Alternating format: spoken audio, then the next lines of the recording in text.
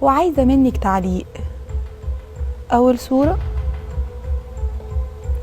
ريهام حجاج، حلوه الصوره، حلوه اكيد الصوره. تعليق مش حلو. ايه؟ اكيد تعليق مش حلو. لا بالعكس، بالعكس، لا هي انا صوره مش حلوه. بتكلم عن ريهام، بتكلم عن التعليق. عن التعليق؟ تعليقك مش حلو عليها. ليه؟ دي ضحيه. ضحيه؟ هي وايتن ضحايا. طب ليه ما حاولتيش انت تتدخلي بينهم وتحلي الخلاف؟ للاسف الشديد انا كنت هتدخل.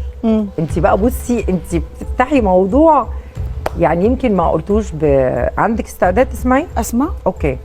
انا حاولت اتدخل وطلبت من المنتج ده في وجود ناس كانوا قاعدين معايا سامعين المكالمه، قال لي لا لا سيبيهم شويه. انا بساله دلوقتي عندك الشويه دول عدوا ولا لسه؟ مبسوط؟ ومش هيقدر يرد عليا. ايه؟ المنتج اللي هو جوزها؟ لا، المنفذ اللي هو طارق جناي، طارق واحمد جناي.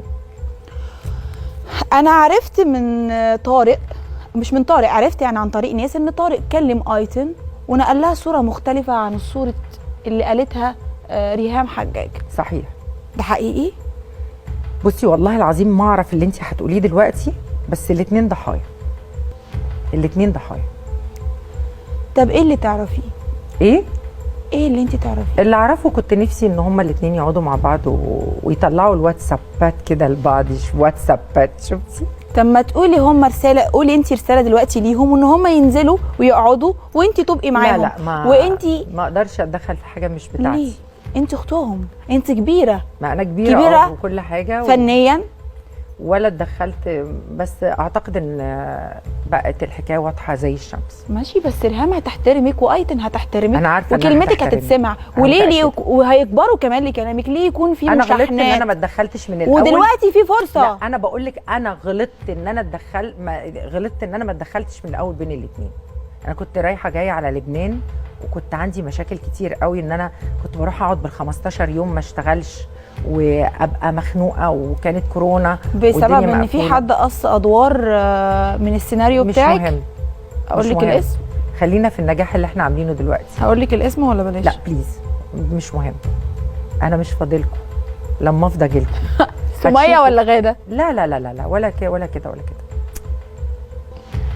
انتي عجبني قوي ردك. انا مش فاضلكم لما افضى اجيلكم.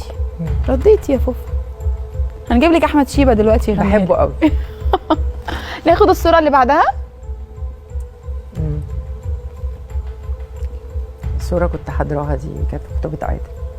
عرفت ان انتي كنتي رافضه الانفصال لان انتي بتحبي محمد جدا. مش هجاوب خلاص، كل شيء نصيب وربنا ان شاء الله. تقولي ايه لمحمد؟ خلاص هو ربنا يسعده ويكرمه وهو شخص كويس. في فرصه ان هم يرجعوا تاني لبعض؟ ما هم ما بيخلوش حد يتدخل ما بينهم.